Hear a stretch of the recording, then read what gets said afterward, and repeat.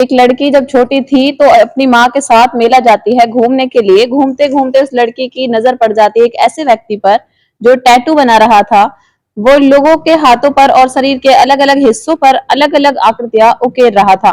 उस छोटी सी बच्ची ने अपनी माँ से जिद की कि मुझे भी अपने हाथ पर कुछ बनवाना है।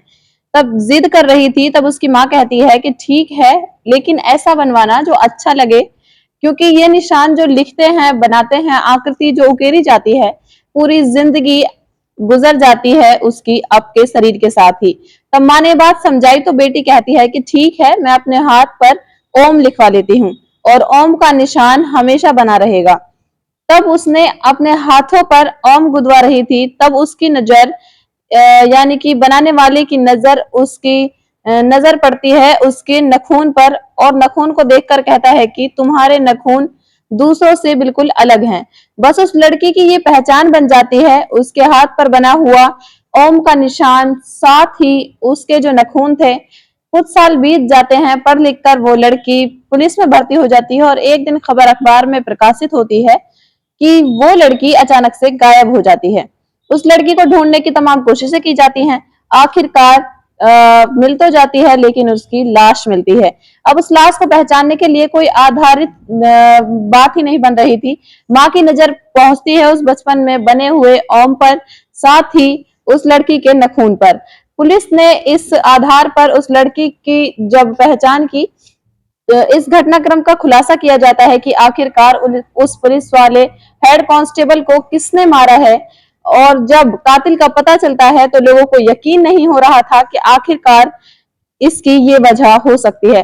दरअसल शादीशुदा उस महिला कांस्टेबल को एक लड़के से प्यार हो जाता है जो कि 7वीं फेल होता है, शराबी होता है और आवारा किस्म का लड़का होता है। ऐसा मीडिया रिपोर्ट भी दावा कर रही है। आदाब, नमस्कार, सत श्री अकाल, अस्सलाम वालेकुम। मैं साजिया। आज की जो सच्ची घटना मैं आपको सुनाने जा रही हूँ, ये सच्ची घटना है उत्तर प्रदेश का। जिला लगता है मुरादाबाद, मुरादाबाद का एक थाना लगता है कटगर, कटगर थाना क्षेत्र का एक गांव लगता है देवापुर। देवापुर के जंगल में कुछ किसान अपने अपने खेतों में काम कर रहे थे। यहाँ से रामगंगा नदी बह रही है और उधर की साइड से कुछ हवाएं चलती हैं तो फिर दुर्गंध आने लगती है। खेतों में काम करने वाले किसानों को तकलीफ हो रही थी कि आखिरकार ये दुर्गंध आ कहां से रही है। तभी एक किसान जाकर वहां पर देखता क्या है कि वहां पर सरकट एक लाश थी और उस लाश को देखकर उसकी चीखें निकल जाती हैं।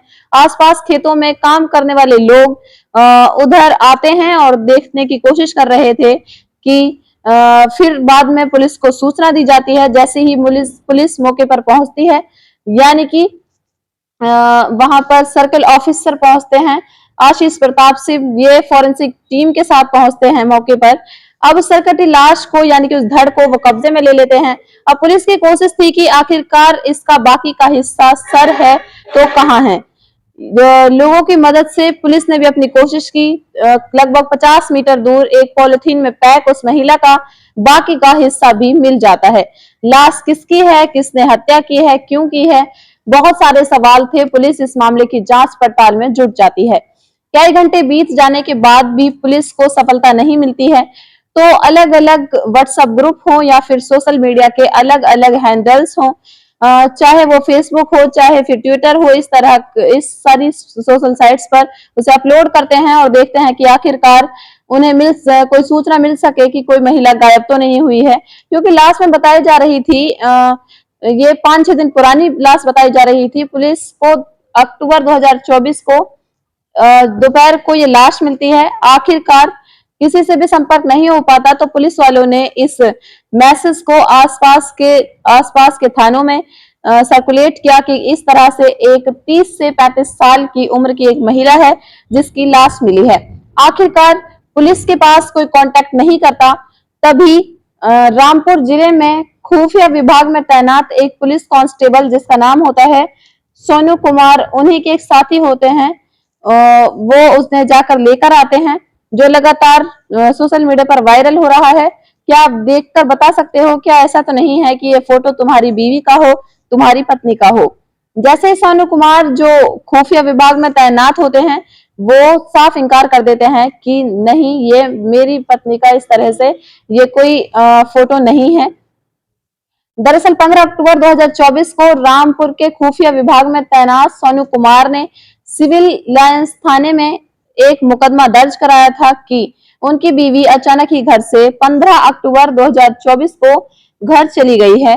उसको हर जगह तलाशने की कोशिश की गई लेकिन वो कहीं भी नहीं मिलती है। पत्नी का नाम रिंकी सिंह होता है जो कि महिला थाने में ही हेड कांस्टेबल के पद पर तैनात होती है। अब उस महिला जो कांस्टेबल होती है उसके नंबर को सर्विलांस में लगाया जाता है, सीजीआर निकलवाया जाता है, लेकिन तमाम कोशिशें करने के बावजूद भी कोई सफलता नहीं मिलती है। दरअसल पुलिस ने उसके पति से पूछा तो पति ने साफ इनकार कर दिया कि मेरी पत्नी इस तरह से कोई लाश वास नहीं है और मैं उसे बहुत अच्छे से पहचान सकता हूँ।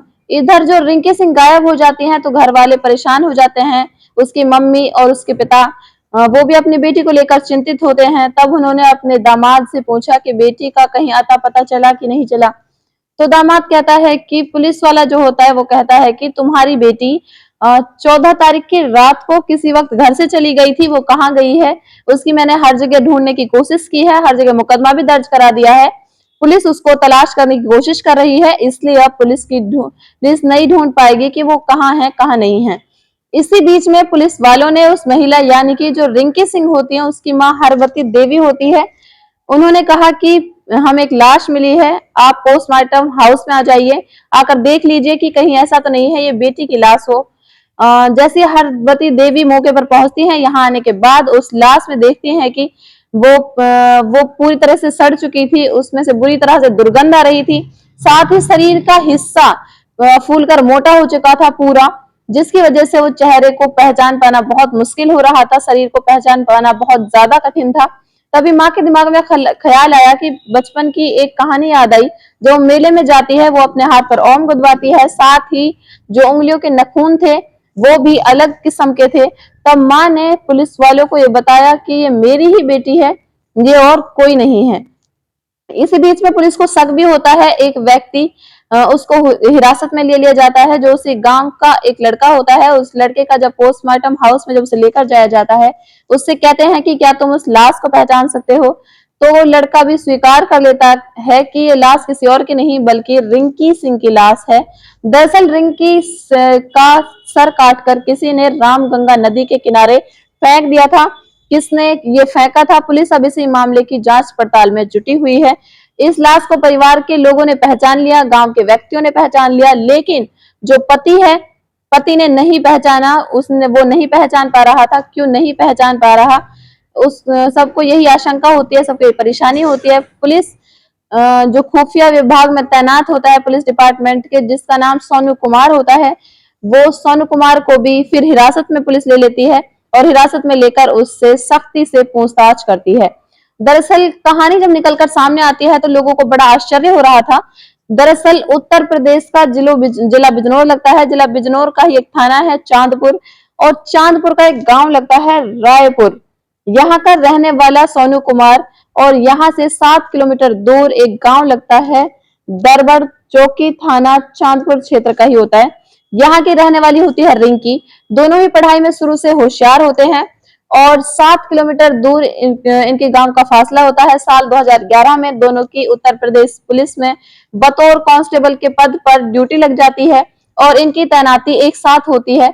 जब ट्रेनिंग के दौर में साथ ये रह रहे थे, ट्रेनिंग के दौर जो अलग अलग होते हैं, जब उनकी मुलाकातें होती हैं तो पता चलता है कि इनके दोनों के गांव तो 7 किलोमीटर के दूरी पर हैं।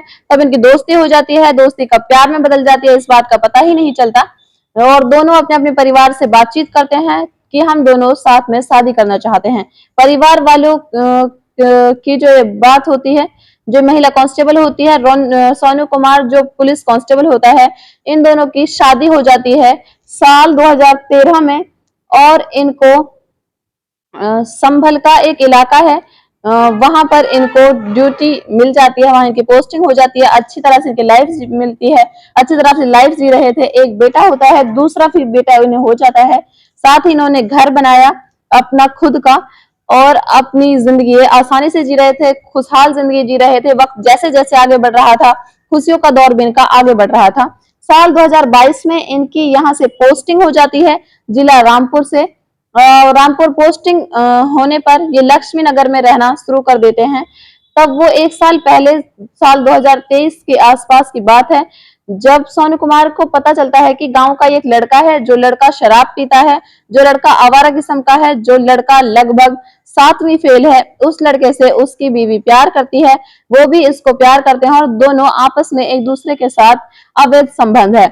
इस बात को कई बार उसने समझाने की कोशिश भी की। बताया जाता है कि ये मीडिया रिपोर्ट भी कहती है कि परिवार के लोगों को भी, यानी कि जो महिला कांस्टेबल होती है रिंकू, उसके पिता को भी, इसके माँ को भी इस बात की जानकारी थी। और जानकारी होने के बावजूद भी जब घर वाले इस लड़की के खिलाफ शिकायत वाली बात करते थे, तो रिंकी सिंह आकर एक ढाल की तरह खड़ी हो जाया करती थी। साफ साफ कह दिया करती थी कि इसके खिलाफ कोई कार्रवाई ना करें। और ये वक्त आगे बढ़ जाता है। इसी बीच में जो उसका पति होता है सोनू कुमार, उसको पता चल जाता है, सोनू कुमार को इस बात का बड़ा दुख होता है कि लड़की पढ़ी लिखी होती है, जिससे वो प्यार करती है, वो 7वीं फेल होता है, आवारा होता है, शराब पीता है। उसको पता नहीं उसके अंदर क्या दिखता है, क्या समझ में आता है कि वो भी समझाने की उसे कोशिश करता था, लेकिन रिंकी सिंह अपनी हरकतों से बाज नहीं आ रही थी। अब इसी बात को देखते हुए दोनों के बीच में विवाद रहने लगता है। 2 बेटे होते हैं, अच्छी खासी जिंदगी चल रही थी, सब कुछ ठीक चल रहा था, लेकिन उसके बावजूद जब वो नहीं मानती, तो इसी बीच में जो सोनू होता है, सोनू कुमार, मुरादाबाद में उनकी ट्रेनिंग होती है 1 महीने के लिए। वो मुरादाबाद में चले जाते हैं और इसको जब पता चलता है कि रिंकी सिंह ने भी 1 महीने की छुट्टी ले ली है, 1 महीने की छुट्टी लेने के बाद जब उसको मौका मिलता है, तब वो अपने प्रेमी से लगातार मिलती जुलती रहती थी। इसी बीच में सोनू कुमार को पता चल जाता है कि उसकी पत्नी लगातार उससे मिल रही है। 14 अक्टूबर 2024 को उससे वापस ज्वाइन करना था, क्योंकि उसकी छुट्टी पूरी हो रही थी और इसकी भी छुट्टी पूरी हो रही थी। इसी बीच में इनकी कहा सुनी होती है। ये सारी कहानी उसने अपने बहनोई, जो सोनू कुमार होता है, जिसका नाम इसका बहनोई होता है ब्रजलाल, थाना चांदपुर का, जो बिजनौर का जो रहने वाला है, उसको बुलाता है, उसको पूरी कहानी समझाता है। 14 अक्टूबर 2024 की रात को उसे गुस्सा आता है और वह अपनी पत्नी का गला दबाकर उसकी हत्या कर देता है। हत्या करने के बाद उसका गुस्सा फिर भी शांत नहीं होता। वो किसी धारदार हथियार से अपनी पत्नी की गर्दन को तब तक रेतता रहता है जब तक कि उसकी गर्दन, यानी कि उसका सर उसके धड़ से बिल्कुल अलग अलग नहीं हो जाता। उसके बाद उसको होश आता है कि उसने क्या अपराध कर दिया है। तो उसके बाद वो अपने बहनोई का साथ लेकर कार में बैठकर लाश को कब्जे में लेता है। लाश को गाड़ी में डालते हैं और इसको लगभग लक्ष्मी नगर से 30 किलोमीटर दूर मुरादाबाद बाईपास की तरफ रामगंगा जो नदी है, वहीं पर थाना लगता है कटघर, वहीं पर उसको आसपास के जंगल में उस लाश को रात में ही 14 अक्टूबर 2024 को वो फेंकने के लिए गए थे। उन्होंने कोशिश की थी कि इस लाश को हम रामगंगा नदी में बहा देंगे, तो ये लाश बहकर बहुत दूर चली जाएगी और इसका कभी पता भी नहीं चल पाएगा। लेकिन रात के अंधेरे में वो दोनों इतना डर जाते हैं कि इस लाश को बजाय पानी में फेंकने के किनारे पर फेंक कर चले जाते हैं। और जब 2 दिन बीत जाते हैं, तब किसानों को उसमें से दुर्गंध आती है। इस लाश को कब्जे में लिया जाता है। इसके बाद ये दोनों पकड़े जाते हैं। पुलिस ने जो पुलिस वाला होता है, जो खुफिया विभाग में तैनात होता है, सोनू कुमार, उसको भी गिरफ्तार कर लिया जाता है। साथ ही उसके बहनोई को भी गिरफ्तार कर लिया जाता है। और जब इस पर शक किया जाता है, जो गांव का ही लड़का है, उसको भी हिरासत में लेते हैं, उससे पूछताछ करते हैं। हालांकि लड़की, जो रिंकी सिंह के पिता ने पुलिस से चीख चीख कर कहा कि इसमें पूरा पूरा दोष उस लड़के का है, जो मेरी बेटी से प्यार करता था, जिसने उसे प्रेम जाल में फंसाया था। उसका दामाद का उसमें कोई दोष नहीं है। लेकिन पुलिस की छानबीन में, पड़ताल में साफ साफ पता चलता है कि पुलिस कांस्टेबल सोनू कुमार ने अपने बहनोई के साथ मिलकर अपनी पत्नी रिंकी सिंह का कत्ल किया है। उसकी लाश को उन्होंने ठिकाने लगाया है। पुलिस ने उन्हें गिरफ्तार किया। गिरफ्तार करने के बाद जेल भेज दिया। पुलिस की कोशिश है कि कम से कम समय में चार्जशीट लगाई जाएगी और चार्जशीट लगाकर इनको जल्दी से जल्दी कोर्ट से सजा दिलवाई जाएगी। लेकिन जो इनके 2 बच्चे होते हैं, एक का नाम होता है आर्यव, होता है आर्यन, दूसरे का नाम अक्षय होता है।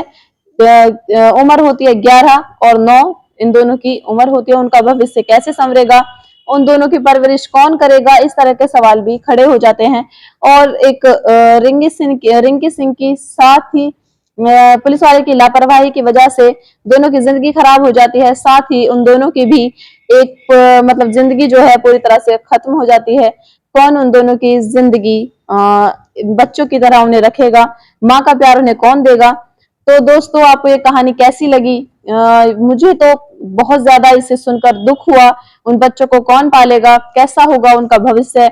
आपको ये कहानी कैसी लगी? अपनी सलाह कमेंट बॉक्स में एक बार जरूर दें।